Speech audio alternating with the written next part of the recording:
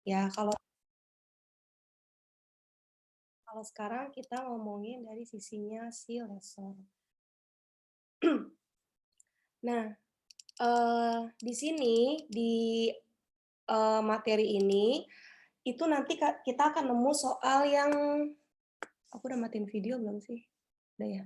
Bakal nemu soal yang, komprehensif.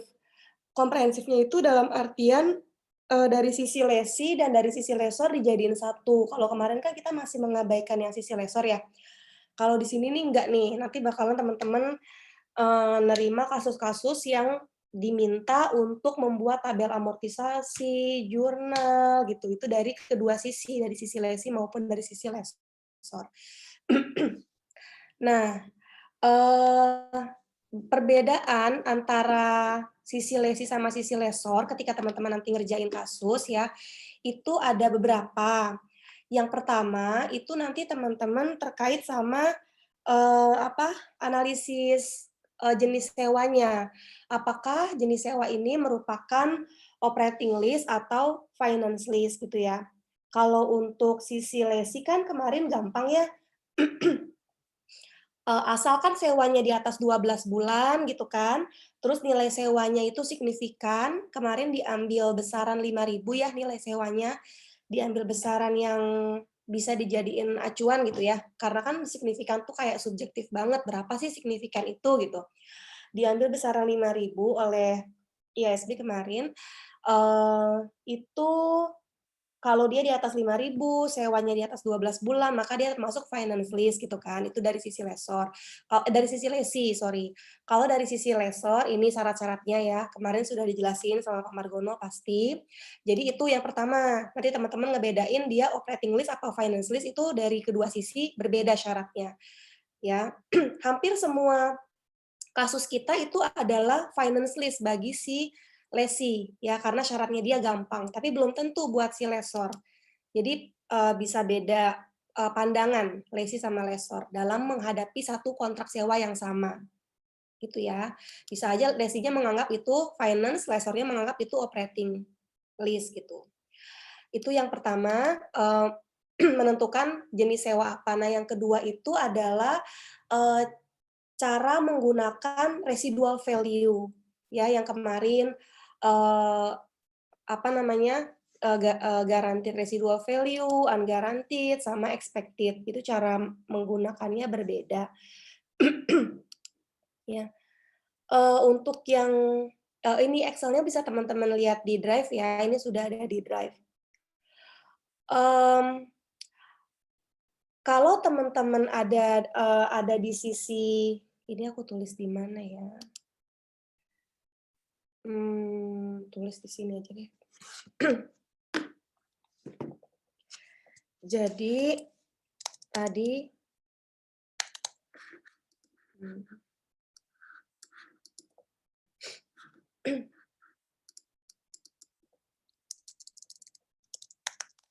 perbedaan beda lesi lesor ya. Itu yang pertama tadi menentukan finance atau apa, operating, syaratnya beda. Nah yang kedua itu menggunakan nilai residual value. Nah kalau di sisi lesor, lesor ya, yang digunakan itu adalah, guaranteed value, lesor pakai GV atau, unguaranteed value untuk menentukan cicilan si lesi ya. Kalau lesi itu pakai expected value-nya dia untuk menentukan, lease liability. Ya. Nah, ini mundur sedikit ke sesi yang kemarin, kan kemarin kita bahas soal KESO 218 ya, kalau teman-teman buka lagi tuh kertas kerja kita di pertemuan 12, yang revisinya udah aku taruh di Drive. Kemarin ada yang nanya kan, gimana kalau misalnya kan gini, di awal tahun kan, di awal masa kontrak kan si lesor sudah nentuin cicilan ya, pakai residual value baik yang dijamin maupun tidak oleh si lesi. Udah nentuin cicilan, nah terus, eee, sebentar deh, dilihat aja deh ininya. Udah nentuin kan si lesor cicilannya itu sudah nentuin. Nah, terus tiba-tiba si lesi itu, memperkirakan residual value yang berbeda ya, ada yang namanya expected value kan.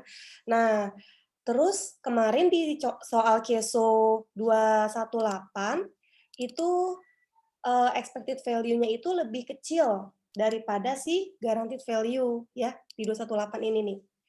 Nih, ini yang kemarin ya.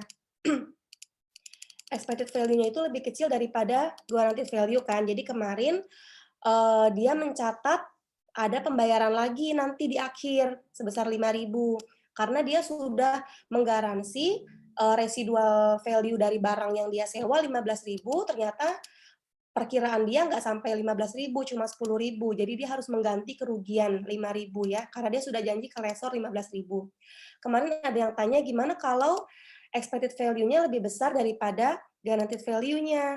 Dia sudah janji ke si lesor 15.000 ya, ternyata, dia perkirakan 20.000 nih, sisa residual value-nya, ya kan. Kemarin kan aku bilang dia mencatat gain, ya, mencatatkan gain, itu ternyata salah ya teman-teman ya, ternyata seperti yang Pak Margono sampaikan, kalau misalnya ada kelebihan, yaitu menjadi keuntungannya si lesor. Gitu, itu kemarin yang ngingetin Nimas ya kalau nggak salah, Nimas apa siapa ya?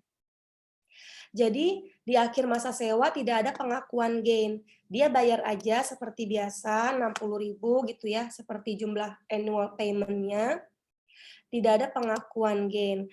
Nah, apa namanya, gain itu ada kalau misalnya, eee, ketika dikembalikan nilai residual value-nya itu benar-benar lebih besar. Jadi real di akhir masa sewa ternyata residual value-nya lebih besar, beneran lebih besar ya. Itu baru dia mencatatkan gain. Tapi kalau cuma expected doang, perkiraannya dia aja, di akhirnya itu belum tentu benar-benar lebih besar, itu masih belum mencatatkan gain, ya.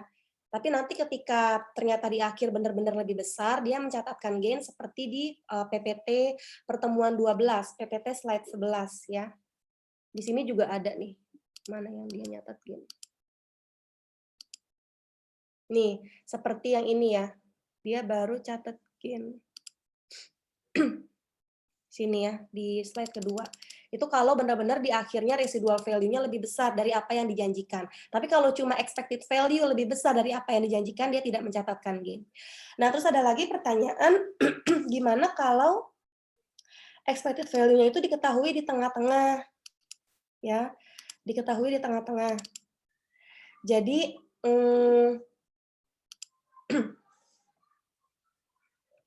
sini ya.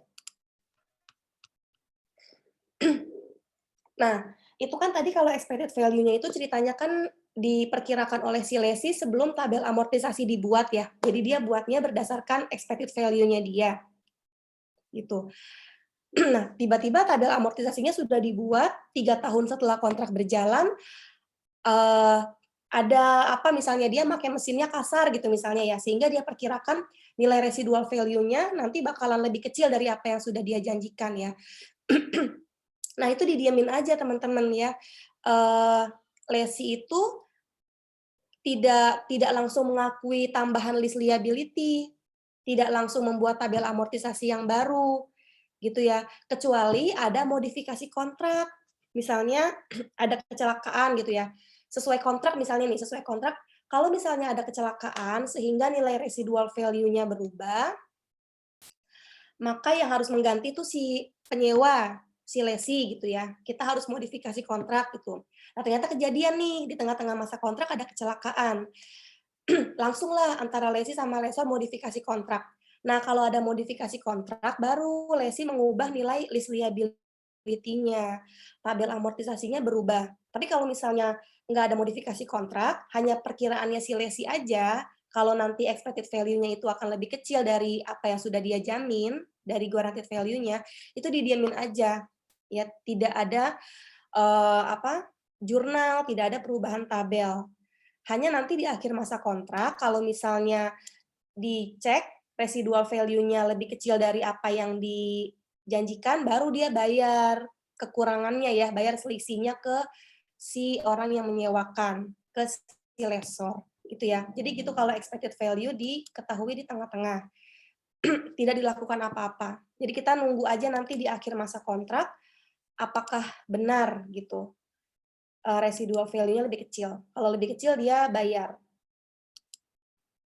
Itu ya, mudah-mudahan bisa dimengerti. Terus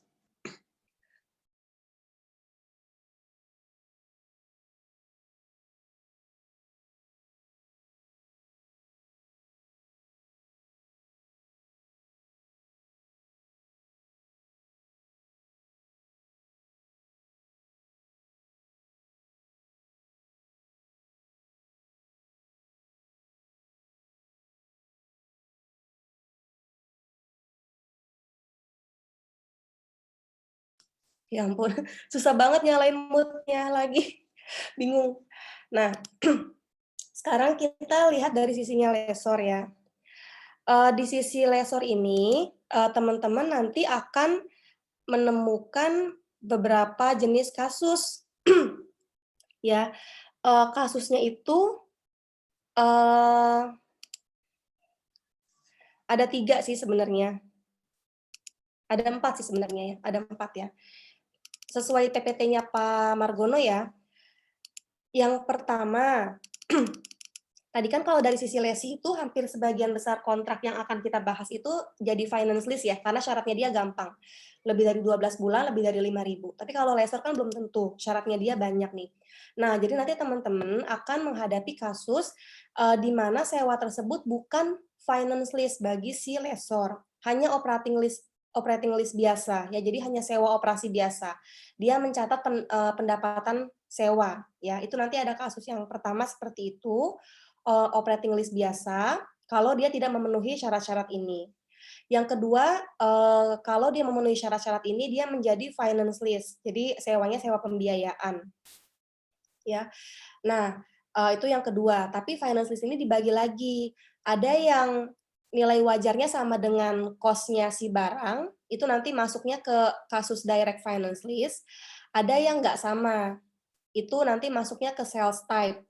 Ya, jadi sama seperti dia ngejual gitu ya, ada keuntungannya. Karena nilai wajarnya nggak sama dengan cost-nya si barang, itu jadi sales type. Sales type ini juga beda lagi nanti, ada yang dihitungnya pakai guaranteed value, ada yang pakai unguaranteed value gitu. Terus ada juga yang dilengkapi dengan opsi pembelian di akhir, ya. Jadi ada beberapa kasus yang mungkin teman-teman hadapi nanti. Ya, dia termasuk yang mana? Operating lease, finance lease yang direct, ya, atau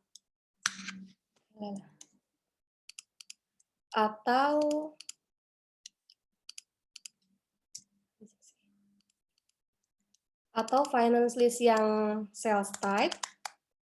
Sales type-nya yang pakai guaranteed value, ya, atau finance lease sales type yang pakai unguaranteed value, atau finance lease sales type yang ada BPO-nya. Nah, ini nanti ada beberapa tipe kasus yang mungkin kita dapat ya. Nah, nanti ada tambahannya lagi nih. Jadi misalnya nanti kita dapat kasus yang finance lease sales type pakai guaranteed value gitu ya. Tapi nanti ada tambahan lagi, ada tambahan initial direct cost gitu. Atau ada tambahan prepayments, atau ada tambahan executory cost ya. Ini ada beberapa isu tambahan. Executory cost, terus prepayments ya, insentif sama initial direct cost. Ya, jadi nanti isu-isu ini akan digabungkan ke sini. Jadi nanti teman-teman dapat soal yang finance lease dengan sales type ya, fair value-nya nggak sama dengan cost, terus penghitungannya pakai unguaranteed residual value, terus nanti ada juga executory cost-nya gitu, atau ada juga prepayment-nya gitu, atau ada juga initial direct cost-nya. Jadi nanti mereka ini akan masuk ke kasus-kasus ini, gitu ya posisinya. Nah, ini kemarin pasti sudah dijelasin sama Pak Margono juga. Ada yang masih nggak jelas nggak teman-teman? Jadi, intinya itu kan lessor itu di semua kasus ini ya, dia itu akan menghitung 2 ini teman-teman, ya. Menghitung annual lease payment yang harus dibayar oleh si lessee, ya, karena kan lessor yang ngitungin nih, nggak mungkin lessee disuruh ngitung sendiri, suka-suka dia nanti kan. Lessor yang ngitungin ini, terus yang kedua lessor ngitung sendiri lease receivable untuk dirinya sendiri. Dengan payment tersebut, lease receivable-nya dia berapa, yang akan dia masukkan ke pembukuannya dia, ya. Jadi dia menghitung 2 ini. Itu awalnya. Setelah ngitung 2 ini, dia bikin tabel amortisasi, setelah bikin tabel amortisasi, bikin jurnal. Udah kok gitu doang ya. Jadi dia hitung 2 ini, bikin tabel amortisasi, terus bikin jurnal. Paling ada tambahannya nanti di akhir kalau mau komprehensif ya, bikinin laporan keuangannya si lessor gitu. Itu tambahannya. Ya. Nah, di Excel yang teman-teman pegang di apa namanya dari Drive itu ada contoh-contoh untuk kelima kasus ini, ya contoh-contoh untuk kelima kasus ini. Contoh itu diambil dari PPT sih, jadi pasti sudah diterangin juga oleh Pak Margono. Nah, ada nggak yang mau diminta ulang penjelasannya dari kelima contoh soal tersebut? Mana yang kira-kira masih belum ngerti gitu? Kalau cara ngebedain operating sama finance list, udah ngerti ya teman-teman ya? Gimana cara, apakah sewa ini masuk operating list atau finance list gitu ya? Itu gampang tuh. Jawab aja 5 pertanyaan ini. Nanti akan langsung terarahkan gitu, apakah diarahkannya ke operating list ataukah diarahkannya ke finance list.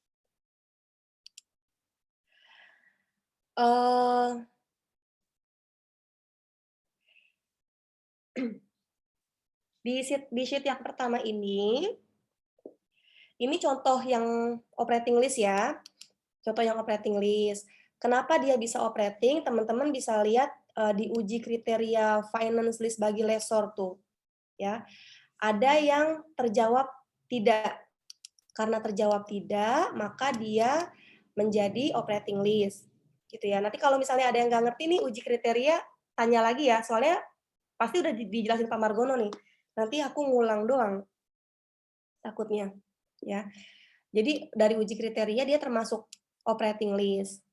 Nah, oleh karena itu pencatatannya si lessor ini dengan pencatatan si operating list. Ya, ini di sheet yang pertama nih. Nah, kalau dia memperlakukan ini sebagai operating list, dia tidak perlu membuat tabel ya teman-teman ya. Tabel amortisasi ini nggak perlu dibuat. Karena dia mencatat pendapatan sewa aja seperti biasa setiap tahun gitu ya. Beda dengan lesi, kalau lesi dia tetap membuat tabel amortisasi gitu. Nah, si lessor ini cara dia nyatetnya itu tahunan biasa aja ya. Jadi dicatatnya itu cash pada unearned revenue. Itu kalau dia memperlakukannya sebagai operating list. Jadi ketika tanda tangan kontrak dia tidak mencatat apapun di sisinya lessor nih. Ya, tidak ada jurnal. Nanti dia baru melakukan pencatatan ketika dia terima pembayaran. Setiap pembayaran dia catat penerimaan kas pada unearned revenue. gitu ya. Itu setiap tanggal pembayaran. Di setiap tahun ada nih, kalau bisa teman-teman lihat ya, tahun pertama, tahun kedua, tahun ketiga gitu. Nah, jangan lupa di akhir tahun, dia kan sudah punya hak atas revenue ya, udah punya hak atas revenue yang akan dia terima di tanggal 1 Januari tahun berikutnya. Maka dia mencatat unearned revenue pada list revenue. Gitu, dia catat unearned revenue pada apa namanya? Oh, ini aduh sorry, ini penyesuaian dari jurnal di 1 Januarinya, sorry lupa. Ini penyesuaian di 1 Januarinya. Jadi 1 Januari dia mencatat unearned revenue, terus di 31 Desembernya dia balik ya menjadi list revenue. Terus jangan lupa dia harus mencatatkan juga depreciation expense ya. Kenapa dia mencatat depreciation expense? Karena ini barangnya itu full punyanya dia ya, punyanya si lessor. Jadi dia mencatat depreciation expense. Dari mana? Dari cost-nya si barang dibagi dengan umur ekonomisnya. Gitu ya. Dari cost-nya dibagi dengan umur ekonomisnya. Jadi ini yang dia catat setiap tahun. Pembayaran sewa, kemudian di akhir tahun dia balik, dia akui sebagai revenue, pembayaran sewanya, dan dia mencatat depresiasi dari barang tersebut. Gitu ya. Nah, itu kalau operating list biasa. Sisinya Lesi, entar dulu ya. Nah, sekarang kalau finance list gimana? Kalau finance list, itu ketika dia uji kriterianya memenuhi syarat, maka dia buat tabel amortisasi, gitu kan ya. Nah, jadi ketika di awal tanda tangan kontrak, dia mencatatkan list receivable. Berdasarkan list receivable yang dia cari di tabel amortisasi ini. Gitu ya. Setelah dia catat list receivable, baru penerimaan kas tiap tahunnya dia catat mengurangi list receivable-nya dia. Ya. Baru dia catat mengurangi list receivable-nya dia. Nggak seperti operating list tadi, menjadi apa namanya? Menjadi unearned revenue enggak ya. Kalau di finance list cash pada list receivable. Gitu. Jadi yang berkurang itu equipment-nya di sini. Itu bedanya operating list sama finance list untuk pencatatannya, ya. Nah, untuk direct finance list ini masih masih apa namanya, masih simpel ya, karena nilai wajar asetnya dengan cost-nya si aset itu sama, gitu. Jadi tidak ada penghitungan COGS di sini, ya. Langsung aja catat berapa aset yang keluar dan berapa list receivable yang diterima, yang dicatat gitu ya, yang dicatat. Nah, itu untuk direct finance list. Tapi ada kasus lain di mana si nilai wajar asetnya itu berbeda dengan cost-nya. Dia nilai wajar asetnya 100.000, tapi nilai wajar asetnya itu cost asetnya itu cuma 85.000. Jadi dia ada gain di sini. Ya. Aduh ini gimana jelasinnya ya? Aku takutnya aku belibet jelasinnya. Jadi ada COGS di sini, ya ada COGS. Jadi dia tidak mencatat nggak seperti direct finance list, dia mencatat list pada equipment gitu, ketika tanda tangan kontrak. Ini enggak, ya. Dia mencatat list receivable pada equipment ya atau pada inventory, barangnya dia yang keluar ya, tapi dia juga mencatatkan COGS dan revenue. Gitu ya. Itu kalau ada perbedaan nih antara cost sama nilai wajar asetnya. Gitu kan. Bedanya di awal doang sih. Bawah-bawahnya sama kok. Ya.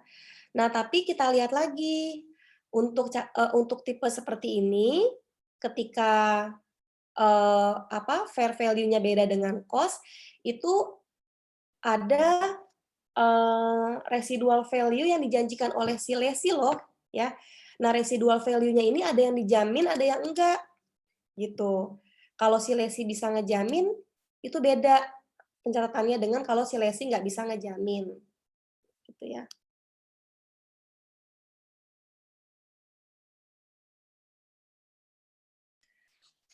Nah, kalau si lesinya itu bisa ngejamin, penghitungan sales revenue dan COGS-nya seperti ini, ya. Sales revenue-nya itu sama dengan list receivable, COGS-nya sama dengan COGS, si barang, ya 85.000 ini. Tapi kalau lesi nggak bisa ngejamin, itu harus dikurangi. Kenapa sih gitu? Kenapa sih harus dikurangi? Logikanya gini ya, misalnya lesi nyewa ke si lesor ya, dia janji, "Aku akan ngasih barang kamu nanti setelah selesai masa sewa dengan nilai sisa 5.000 gitu kata si lesi kan, dengan nilai sisa 5.000. Nah 5.000-nya ini kan nanti barang seharga 5.000 itu kan nanti kan bisa dipakai oleh lesor ya, entah dia pakai sendiri, entah dia jual, entah dia sewakan lagi, entah gimana caranya gitu ya. Nanti kan bisa dipakai oleh si, lesor. Jadi dia mencatatkan, apa namanya, pendapatan dari sewa ke si lesi itu full 100.000 dan COGS-nya 85.000. Ya, tapi kalau misalnya lesinya nggak bisa ngejamin, kalau dia bakal ngembaliin barang dengan nilai sisa 5.000, wah lesor harus siap-siap nih. Wah nanti barang saya bisa-bisa pas balik nilai residunya nol nih, bener-bener rusak nih, udah nggak bisa dipakai lagi nih gitu kan, karena si lesi nggak bisa ngejanjiin, nilai residunya. Oleh karena itu, dia langsung ngurangin si 5.000 itu dari revenue-nya dia. Karena nanti dia nggak bisa nyewain, nggak bisa ngejual lagi si 5.000-nya itu, gitu. Jadi langsung dia kurangin dari revenue-nya dia. COGS-nya juga dia kurangi, karena si barang itu dianggap sudah berkurang 5.000 nilainya, gitu. Jadi dikurangi dengan fair value dari 5.000 itu. Dari residual value yang tidak bisa dijanjikan itu ya. Jadi COGS-nya langsung dia kurangi, gitu ya, kurang lebih, apa, logikanya. Nah, jadi kalau residual value-nya sudah kita lihat, ya apakah dia dijamin atau tidak oleh lesi, itu menentukan perbedaan jurnalnya. Akun-akunnya masih sama, tapi besarannya beda ya untuk COGS dengan sales revenue-nya. COGS dengan sales revenue-nya beda. Ya, sesuai dengan tabel ini yang tadi sudah kita hitung. Itu doang bedanya, bawah-bawahnya sama, ya. Terus apalagi ya, terus ini kalau misalnya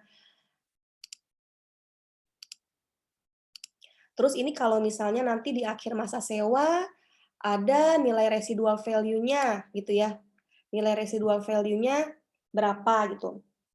Kalau sudah dijanjikan, itu jelas, gampang ya. Si lesi sudah janji residual value-nya 5.000, ternyata residual value di akhir 3.000.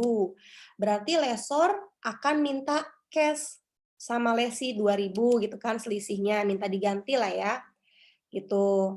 Tapi kalau misalnya residual value-nya benar, sesuai dengan yang dijanjikan, nggak ada cash yang diterima, dia nerima inventory-nya, dengan residual value 5.000 full gitu ya. Kalau residual value-nya 0, padahal janjinya 5.000, berarti dia nerima inventory dengan nilai 0 ya, terus dia nerima cash, ganti rugi dari si lesi 5.000 gitu ya. Ini kalau si, lesinya janji 5.000. Tapi kalau lesinya nggak bisa janji, gimana? Kalau ternyata nanti nilai residual value-nya 3.000, ya nilai residual value-nya 3.000, 2.000-nya kan dia nggak bisa minta cash tuh, nggak seperti ini ya, nggak seperti kalau dijanjiin, kalau dijamin ya, bukan dijanjiin, dijamin. Dengan nggak seperti kalau dijamin, karena dia nggak bisa minta cash 2.000, dia catat sebagai loss, gitu ya. Terus kalau misalnya nilai residual value-nya 5.000, alhamdulillah, balik inventory-nya 5.000, tidak loss dia, ya. Kalau misalnya nilai residual value-nya 0, ya dia catat loss 5.000. Dia benar-benar nggak bisa minta ganti rugi sama si, lesi, karena lesi memang tidak menjamin. Gitu ya, itu yang kalau, sales type. Kalau ada perbedaan antara fair value dengan cost-nya barang. Nah, terus ada lagi kasus kalau misalnya, eee, si lesi dikasih BPO di akhir masa sewa, ya. Si lesi boleh beli nih di akhir masa sewa. ada BPO-nya. Nah, ini untuk menghitung untuk menghitung cicilan, untuk menghitung payment tahunannya si lesi, lessor tidak pakai present value dari residual value ya, tapi memakai present value dari BPO. Itu kalau diketahui BPO-nya, bedanya di situ ya. Lainnya sama ya. Sehingga nanti di tabel amortisasi yang dibayar di akhir masa sewa adalah BPO-nya, bukan residual value-nya, walaupun itu dijamin oleh si lesi. Ya, tapi kalau ada BPO yang kita pakai BPO-nya. Gitu ya. Terus ini aku coba bikinin perbedaan kalau nilai residual value-nya dijamin guaranteed value dan kalau tidak unguaranteed value. Ya. Itu gimana perbedaannya? Ya. Kalau untuk penghitungan cicilannya tetap ya pakai BPO ya, nggak ngelihat residual value-nya. Tapi kalau untuk penghitungan COGS sama sales revenue, sales revenue, itu tetap lihat yang ini ya, lihat perbedaan tabel antara residual value yang dijamin dengan yang tidak dijamin. Gitu. Ya. Terus ini aku tambahin lagi, kalau nanti di akhir masa kontraknya ada nilai residual value yang real, gitu ya. Kalau asumsi BPO-nya dieksekusi, sama aja nih antara unguaranteed dengan guaranteed residual value. Itu sama. Kalau dieksekusi berarti kan lesinya beli ya. Berarti lessor nerima cash, terus lease receivable-nya berkurang 2.000. Ya, ini nilai BPO-nya berkurang 2.000. Ya, tapi kalau tidak dieksekusi, ini ada perbedaan. Kalau tidak dieksekusi, kita lihat nanti residual value-nya berapa. Apakah sesuai dengan yang dijamin, ataukah lebih kecil, ataukah nol. Ya, ini sama seperti yang sheet sebelumnya tadi. Gitu. Gimana ya? Aku ngejelasinnya takutnya lompat-lompat nih. Soalnya ini materinya banyak banget sih, jadi kayak bingung gitu mau jelasinnya tuh dari mana. Kalau benar-benar runut dari awal, bakalan ngulang Pamargono banget kan, buang-buang waktu. Jadi aku lompat-lompat, mudah-mudahan teman-teman paham ya. Gitu ya. Nah, nanti di antara kasus-kasus ini, ada tuh nanti yang diselipin sama executory cost, prepayment, incentive, atau initial direct cost. Ya, di Excel yang teman-teman pegang itu sudah ada juga contoh-contoh kasus dengan keempat isu tersebut. Yang pasti Pak Margono udah jelasin juga kemarin. Gitu ya. Biar langsung dapat gambarannya, sekarang coba teman-teman kerjain dulu soal KESO 217 ya. Ini udah ada juga sih di sheet-nya, tapi kalau bisa jangan dilihat dulu. Teman-teman coba kerjain dulu soal KESO 217. Nanti biar kebayang gimana cara menyelesaikan kasusnya gitu ya. Sambil dilihat-lihat lagi Excel-nya, kalau ada yang nggak jelas tanya aku gitu aja ya. Baik, Bu. Ya, bagian mana yang perlu diulang lagi nanti aku ulang jelasinnya. Tadi dakwa nanya, kalau misalnya ada BPO itu masih masuk operating list memangnya gitu ya. Ini nggak ada ya, ini aku tadi kopas dari, kan aku tadi bikin sheet ini tuh setelah bikin yang sales type nih. Jadi aku ngopas dari yang sales type itu ada BPO-nya. Terus nggak dihapus lupa. Jadi harusnya ini tidak ada BPO. Kalau sampai ada BPO, dia nggak boleh masuk nggak boleh masuk finance list ya. Nggak boleh masuk operating list. Dia itu masuk klasifikasi finance list. Gitu. Oke. Jadi di KESO 217 ini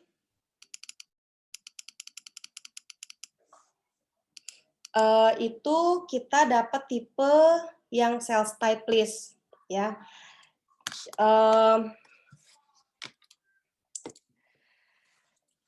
Jadi gini, untuk ketika teman-teman dapat kasus nih ya, kan teman-teman lihat dulu nih. Aduh, aku buka jendela deh kira.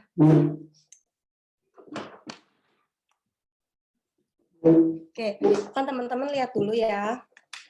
Ini tuh tipenya apa gitu. Jadi yang pertama yang teman-teman lihat dulu tipenya ini apa. Kebetulan kan di sini di judul soalnya Kieso tuh udah dikasih tahu ya sales type list, tapi kan belum tentu nanti ketika di ujian atau teman-teman nanti ditanya sama tetangga gitu yang mau ngelakuin usaha, dia nggak mungkin ngasih tahu kan, ini tuh tipe ini gitu. Jadi teman-teman harus analisis sendiri. Ini tuh tipenya operating list atau sales type list. Nah, kalau dengan kriteria yang tadi di depan ini dia masuknya operating list, jadi catatnya seperti ini ya. Itu cara nyatetnya seperti ini. Kalau teman-teman ada di sisi lesor, ketika tanda tangan kontrak tidak ada pencatatan, ya tidak ada pencatatan gitu. Terus pencatatannya setiap kali menerima pembayaran, gitu kan. Nah, si lesi ini kenapa ada pencatatan? Karena dia buat si lesi ini adalah apa namanya? Finance list. Ini buat si lesi dia adalah finance list. Ya, karena dia lebih dari 12 bulan dan nilainya lebih dari $5.000 ya. Jadi buat dia ini finance list. Nah, ini buat si lesornya operating, buat lesinya finance nih. Nyatetnya seperti ini. Gitu ya. Kalau lesi tuh seringnya finance sih ya. Nyatetnya seperti ini. Nah, tapi kalau misalnya dia bukan operating, ternyata dia finance, teman-teman lihat lagi. Yang kedua, apakah fair value-nya itu sama dengan cost-nya? Ya, kalau sama berarti dia masuk direct finance list. Ya, kalau sama fair value dengan cost-nya dia masuk direct finance list. Ya. Nah, direct finance list itu cara apa namanya pencatatannya seperti ini.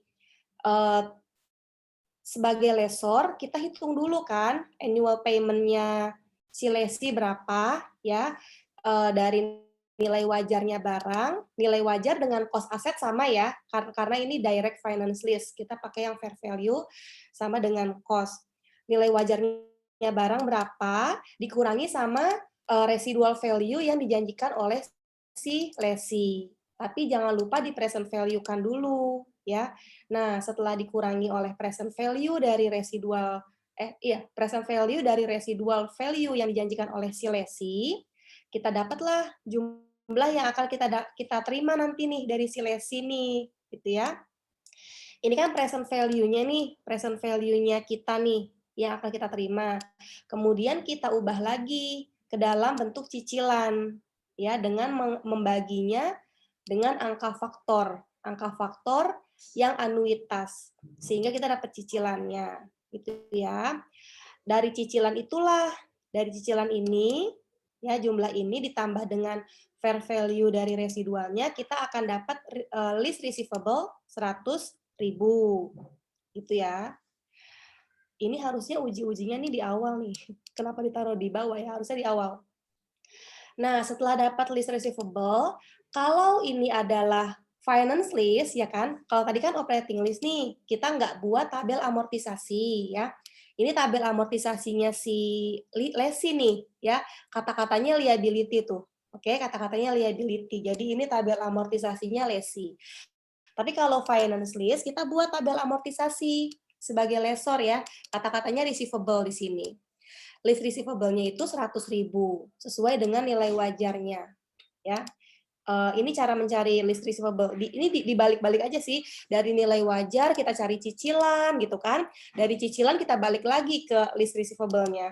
Dapat lagi angka 100.000. Ini kayak mau membuktikan penghitungannya gitu ya.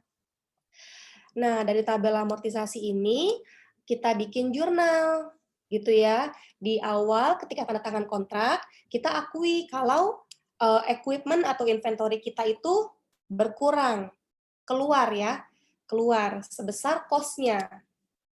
Kebetulan cost-nya sama dengan nilai wajar asetnya. Oleh karena itu akun yang digunakan hanya list receivable pada equipment. gitu. Ini ketika pencatatan tanda tangan kontrak pertama kali ya. Nah, tiap tahunnya gimana? Tiap tahunnya sama, akan sama setiap tahunnya. Teman-teman catat cash pada list receivable setiap terima cicilan ya. Nah, kemudian nanti di akhir tahun catat piutang bunganya yang udah jadi haknya ya, bunganya kan akan dibayarkan nih 3171,55 akan dibayarkan 1 Januari 2020 ya. Tapi kita akui di 31 Desember 2019 kita akui dulu ketika tutup buku. Ya. Nah, nanti di tanggal 1 Januarinya kita catat lagi penerimaan pembayaran kedua. Oke. Jadi kalau operating list jurnal yang dibuat itu ada 3 setiap tahun ya, penerimaan uangnya, kemudian di akhir tahun revenue-nya diakui, yang awalnya diakui sebagai unearned ya, ketika nerima uang masih diakui sebagai unearned revenue, di akhir tahun diakui sebagai revenue, dan catat depresiasi, karena barang ini masih barang kita, masih barang lesor, jadi kita yang mencatat depresiasinya. Ada 3 jurnal ya, tapi kalau finance list, teman-teman catat jurnalnya ada 2 ya, ketika terima cicilan dan penyesuaian piutang bunga di akhir tahun. Yang nyatet depresiasi siapa? Yang nyatet depresiasinya si lesi. Gitu ya teman-teman ya, karena ini finance list. Nah, jangan lupa tadi 2 jurnal tiap tahun, tapi ketika tanda tangan kontrak ada jurnal ini ya, list receivable pada equipment. Itu kalau finance list. Oke, nah sekarang ada finance list lagi nih, tapi finance list-nya beda dikit dengan yang direct ini. Finance list-nya itu ada selisih antara cost dengan nilai wajarnya. Nah, karena ada selisih, jadi ada perbedaan di depan sini teman-teman. Di depan sini ya. Di depan sini itu ada COGS dan sales revenue yang kita akui gitu, karena ada nilai cost yang berbeda. Kalau tadi kan cost-nya sama, jadi hanya list receivable pada inventory yang keluar. Kalau ini enggak, ada COGS sama sales revenue. Nah, untuk mencari COGS sama sales revenue ini, kita harus tahu barang ini punya residual value enggak gitu kan. Oh, ada residual value, ada yang disebutkan oleh si lesi 5.000 gitu kan. Tapi lesi ngejamin nggak? Nah, itu membedakan COGS dan sales revenue-nya. Kalau lesi menjamin berarti penghitungannya seperti ini ya. Asumsinya itu barang akan kita terima uangnya nanti full ya. COGS-nya akan kita akui full karena nanti akan ada sisa value-nya yang bisa kita jual lagi gitu. Tapi kalau misalnya dia nggak bisa ngejamin, ya udah kita akui dari sekarang COGS-nya itu berkurang, ya sales revenue-nya itu berkurang gitu. Jadi itu gunanya kita ngelihat apakah residual value ini dijamin apa enggak.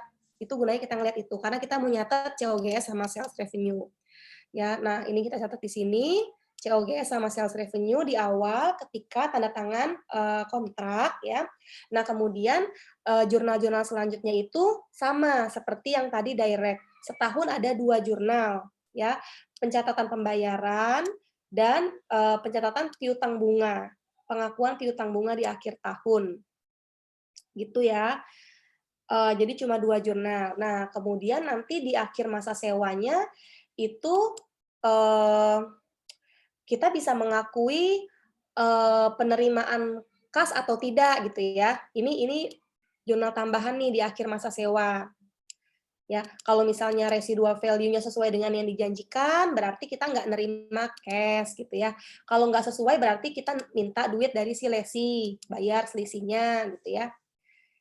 Terus kalau misalnya ternyata 5.000-nya itu nggak dijanjikan, kita nggak bisa nerima cash, jadi kita catatnya loss. Itu kalau seandainya jumlah barangnya ada di bawah 5.000, jumlah barangnya. Nilai residual value-nya ada di bawah 5.000, catat loss gitu ya.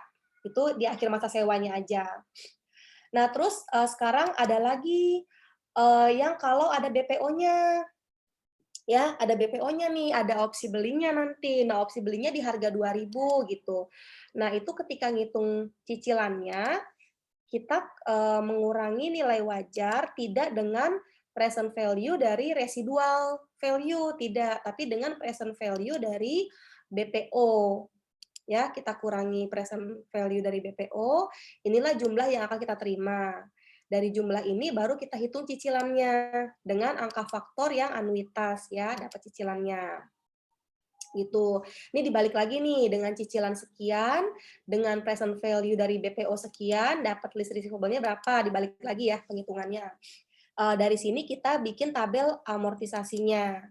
Ya, di akhir masa sewa nanti akan ada pembayaran lagi dari si lesi sebesar nilai BPO-nya 2.000 gitu ya. Nah, terus ini juga aku bedain guaranteed value sama unguaranteed value. Ya, bedanya sama di sini juga di COGS dan sales revenue. Ke bawahnya masih sama ya, setahun 2 jurnal. Tinggal di akhir masa sewa nih. Kalau tadi kan kita gampang ya, cuma ngebandingin antara yang dijanjikan dengan nilai real residual value-nya. Kalau ini kita lihat lagi dengan BPO-nya, BPO-nya dieksekusi apa enggak gitu ya.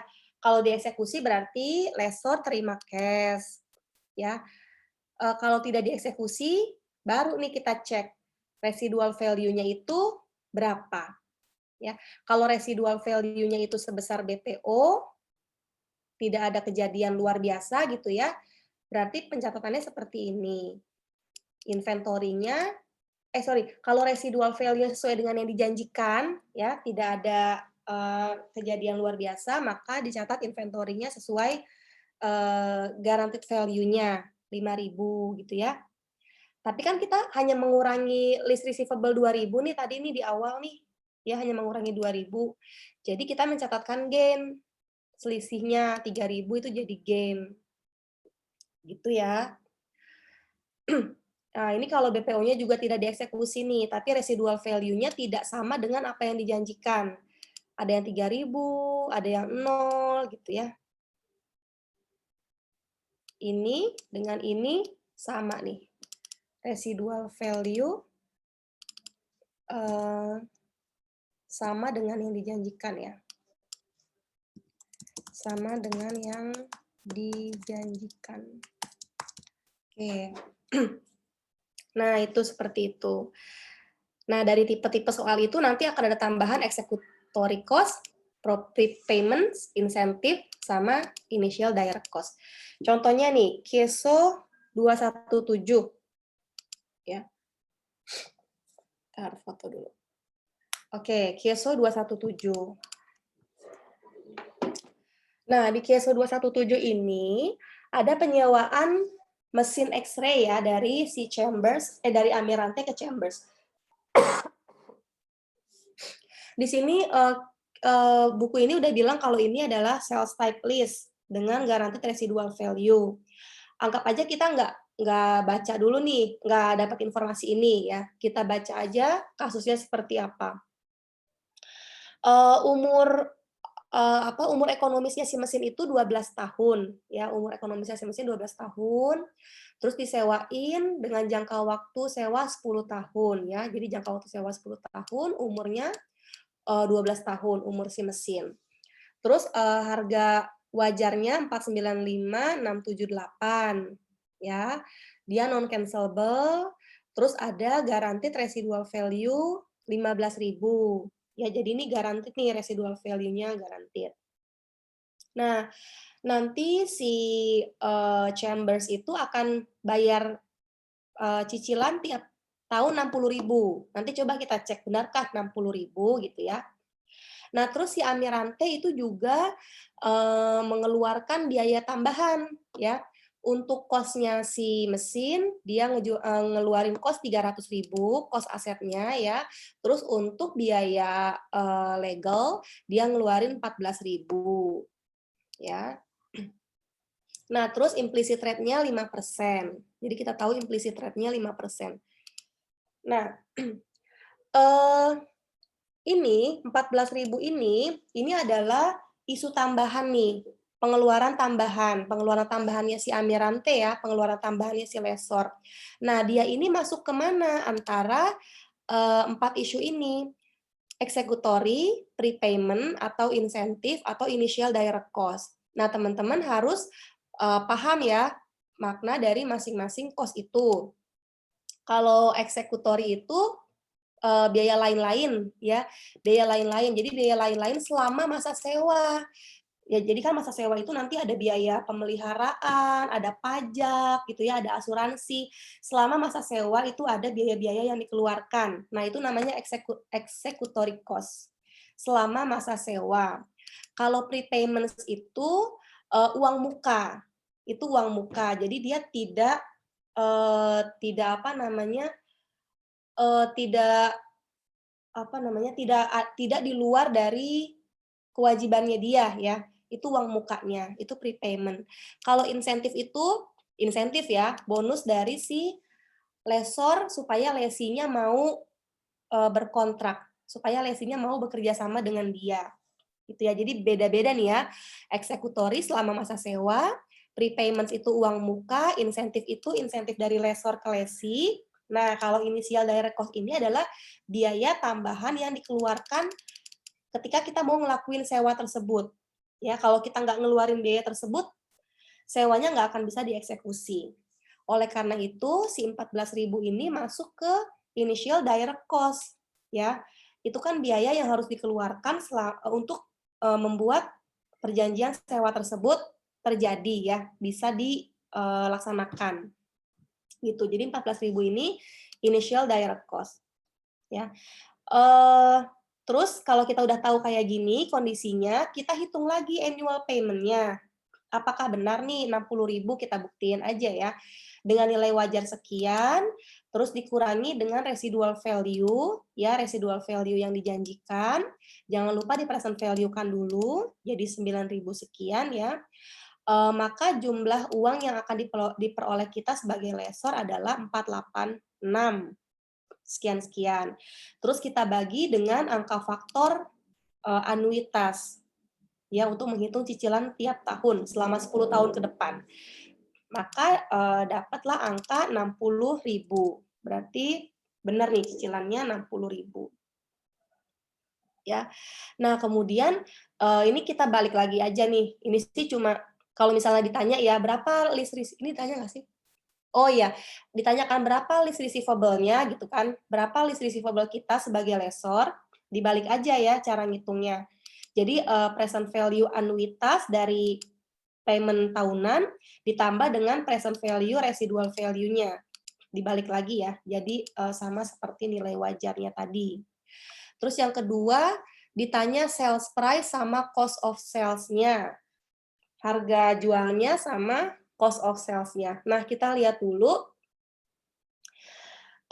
Ini uji tambahan sih. Kita mau cek aja dia finance list atau operating list. Ya, pakai kriteria-kriteria ini, ya. Ada transfer kepemilikan nggak, gitu ya. Di soal ini nggak disebutin tuh kalau ada transfer kepemilikan, jadi tidak. Terus ada BPO nggak? Nggak ada, di sini nggak ada BPO. Nah, terus masa sewanya, masa sewa dibagi masa manfaat lebih dari 75% nggak? Iya, masa sewanya 10%, masa manfaatnya masa sewanya 10 tahun, manfaatnya 12 tahun. Ya, jadi 83%. Masa sewanya lebih tinggi dari 75% masa manfaat. Iya ya. Kemudian present value-nya dibandingkan dengan nilai wajarnya. Nih present value-nya ya. Present value tadi dibandingkan sama nilai wajarnya benar, lebih dari 90%. 98 ya. Ada alternatif penggunaan oleh lesor enggak? Ya. Tidak ada alternatif penggunaan oleh lesor enggak? Enggak ada ya. Lesor tidak menggunakannya untuk hal yang lain, hanya untuk disewakan aja ke si lesi. Sehingga kesimpulannya finance lease. Ya. Nah, tapi di sini oh ya, dia pakai guaranteed value ya. Ini cuma tambahan aja. Biar teman-teman bisa tahu kalau misalnya residual value-nya ini nggak digaransi, berapakah sales revenue-nya dan berapakah COGS-nya. Kalau tidak digaransi, sales revenue dan COGS-nya dikurangi dengan ini ya, dengan present value dari residual value-nya. Ya. Jadi untuk sales revenue-nya itu hanya 486 gitu ya. COGS-nya 300.000 juga dikurangi dengan present value dari residual value-nya. Dikurangi dengan 9.200 sekian. Ini kalau unguaranteed, tapi karena ini guaranteed jadi angkanya segini ya. List receivable-nya sama dengan sales revenue. Oke, sales revenue-nya sama dengan list receivable-nya. COGS-nya sama 300.000 dan gross profit-nya selisih antara revenue dengan COGS. Ini yang ditanyakan di pertanyaan A2 dan A3 ya. Sales price dan cost of sales. Jadi jawabannya 495 sekian dan 300.000. Gitu. Nah, terus teman-teman diminta untuk membuat schedule amortisasi si lessor ya, karena ini finance lease, dia buat schedule amortisasi selama 10 tahun. Ya, jangan lupa ada residual value yang dijamin. Jadi dia ada pembayaran tambahan nih di akhir masa sewa 15.000. Ya. Ini tabel amortisasinya. Teman-teman udah bisa semua nih pasti. List receivable-nya ambil dari sini ya, jumlah list receivable yang tadi sudah kita hitung. Nah, kemudian jurnalnya gimana? Karena dia tipe yang sales type ya, maka dia mencatatkan COGS dan sales revenue. Selain list receivable dan inventory ya. Jadi ada 4 akun di sini. List receivable-nya 495, COGS-nya sesuai COGS-nya dia ya. Karena ini guaranteed residual value, jadi kita pakai 300.000 COGS-nya. Inventory-nya sama seperti COGS, cost asetnya ya, terus sales revenue-nya sama seperti list receivable gitu ya. Nah, kemudian jurnalnya tiap tahun ada 2. Jurnal setiap pembayaran sewa dan jurnal di akhir tahun untuk mengakui piutang bunga gitu ya. Tapi jangan lupa di sini ada initial direct cost 14.000 ya. Initial direct cost ini adalah beban untuk legal fees. Jadi kita jadiin ini sebagai expense. Legal expense pada cash keluar 14.000 ya. Itu jadi jurnalnya. Udah segitu aja. Nah, ini tambahan aja sih, ini kalau dari sisi lesinya. Kalau teman-teman mau tahu gimana cara Chambers membuat tabel amortisasi, teman-teman bisa lihat di sini. Ya, list liability-nya si Chambers itu hanya 486, ya, bukan 495. List liability-nya si Chambers tuh ini. Gitu. Dia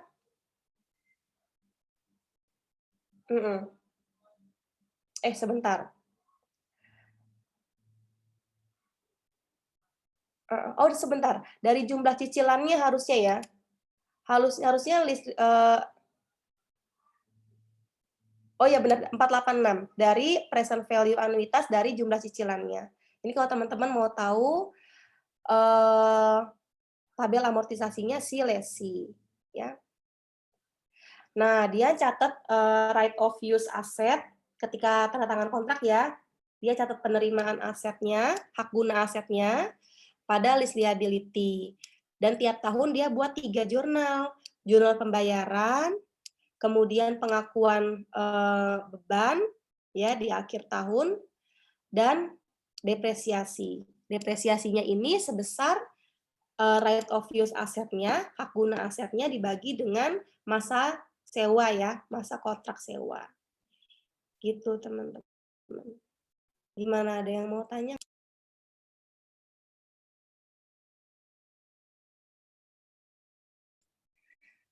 Nah, untuk lebih tadi aku lihat di mana ya?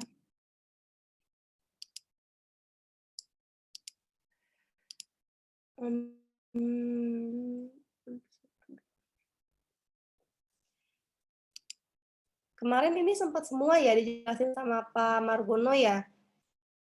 Iya, sempat Bu Fira. Oke.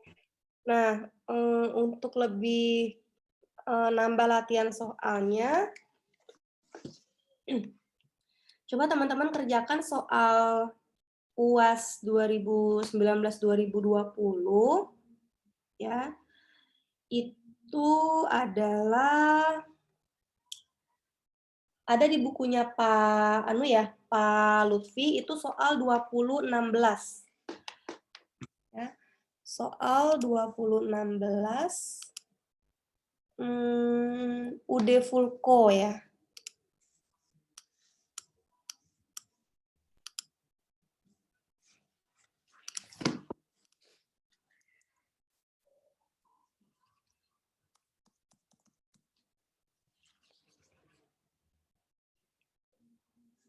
Nah ini 2016 ya teman-teman ya.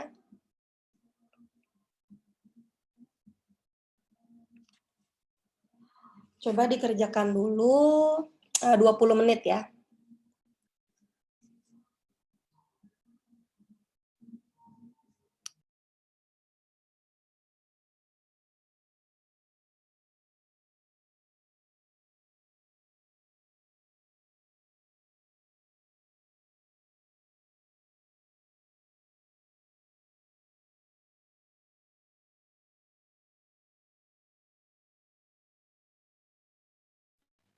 Izin bertanya, Bu.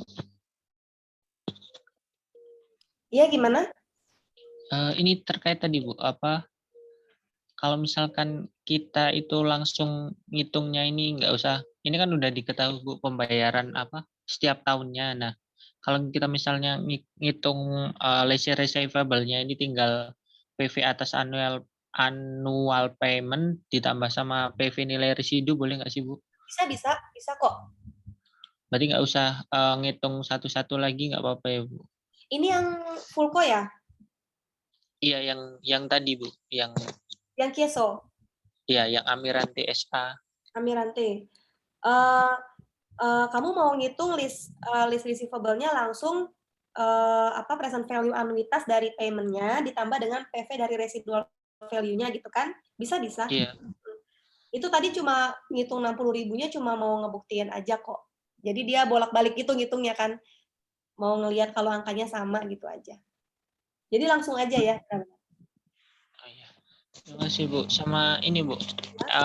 Executory cost-nya itu kan ada gross sama net. Nah, itu kita bisa tahu gross, kita pakai metode gross atau net itu dari soal ini, misal tadi diketahui pembayarannya 60, berarti itu net karena kalau ditambahkan lagi itu bukan 60. Nah, itu kita sebenarnya tahu kita pakai gross, metode gross atau net itu dari mana ya, Bu? Dari soalnya dijelaskan atau kita dilihat di analisis kayak soal Amirante tadi atau gimana, Bu, nentuinnya?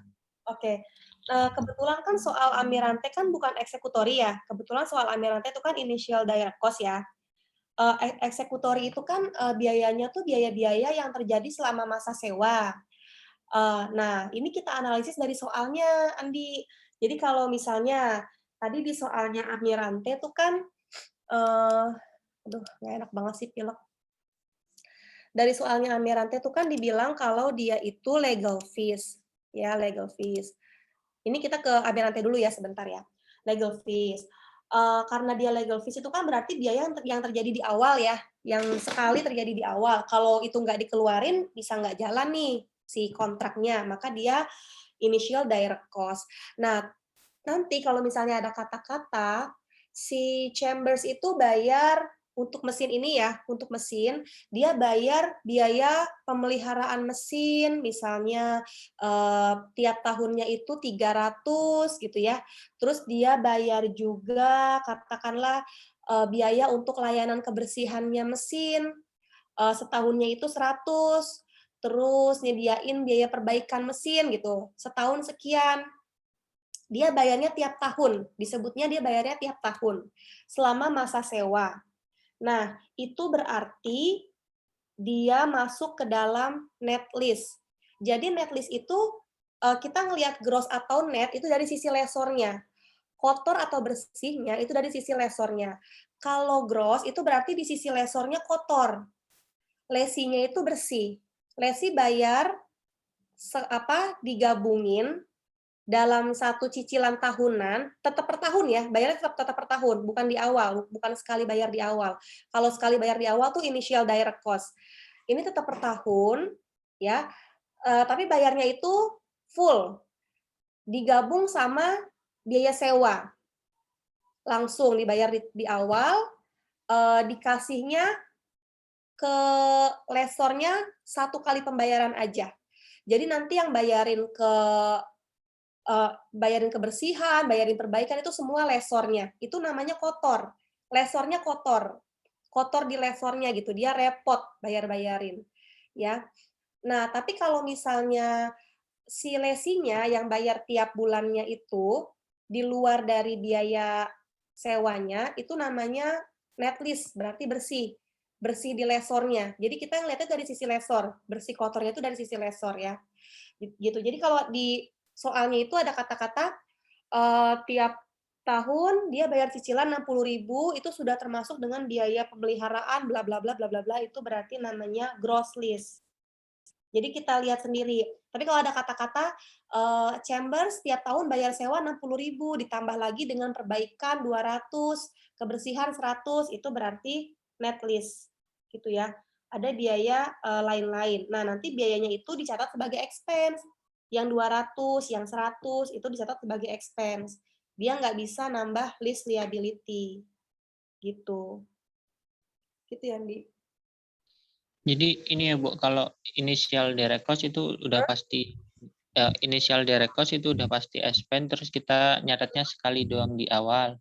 Tapi kalau executory cost kita lihat lagi apakah tiap tahunnya itu disuruh bayar-bayar lagi atau enggak. Itu kalau disuruh bayar-bayar lagi berarti dia pakai net list ya, Iya. net. Terus kalau misalkan disuruh bayarnya misalkan di awal langsung segini itu berarti dia pakai gross gitu ya, Bu. Bukan di awal ya, dibayarnya tiap tahun cuma sekalian sama biaya sewanya. Jadi bulat gitu, bayarnya bulat. Di setiap awal tahun maksudnya. Tuh, Oh iya. iya, kalau di awal sekali doang di awal itu bukan eksekutori, itu initial. Oh iya, berarti kalau eh, yang gross ini intinya udah biaya-biayanya itu udah disatuin terus nanti pembayaran sewanya sekian Betul, ya, betul, termasuk betul. biaya-biaya itu ya. Terima kasih banyak, Bu.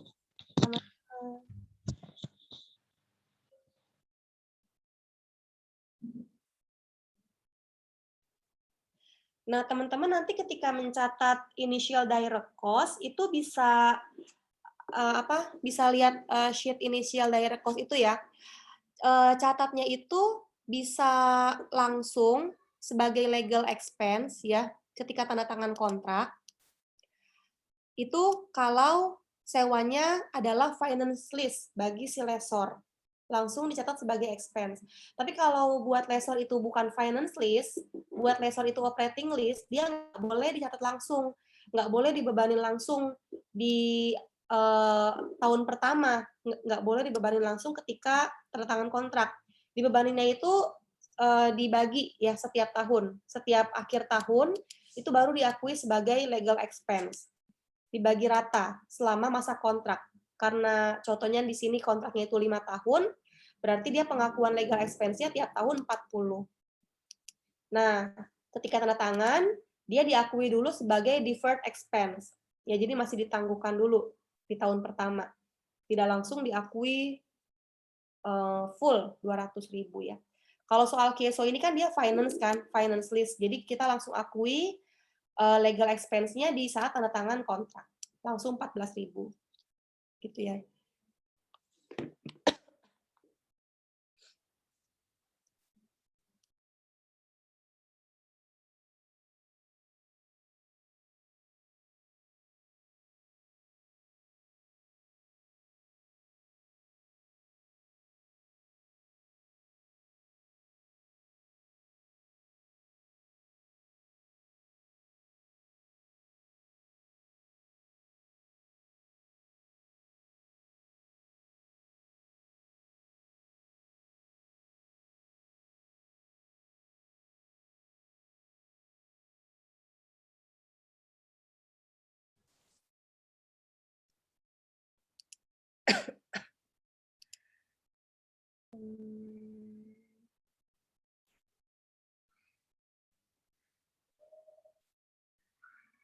Ya. Untuk soal kuisnya, aku kasih hari ini aja ya. Aku kasih hari ini. Besok deh. Takutnya ntar nggak sempet, soalnya ntar mau ujian aku. Besok aku kasih. Terus kumpulkannya itu minggu aja ya. Maksimal minggu tanggal 1 Juli. Berarti aku kasihnya tanggal 25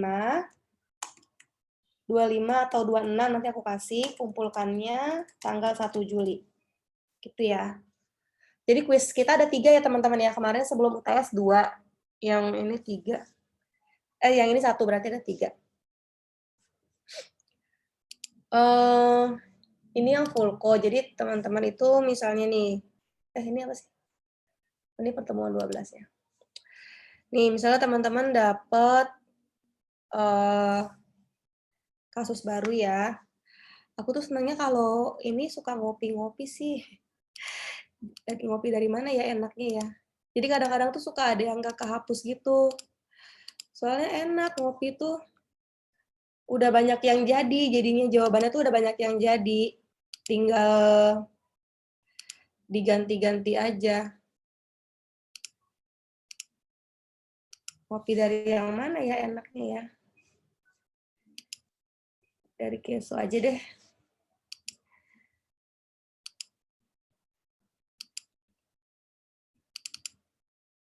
Oke, ini UAS 1920.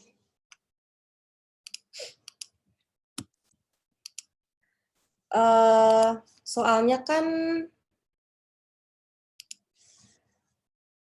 ini ya.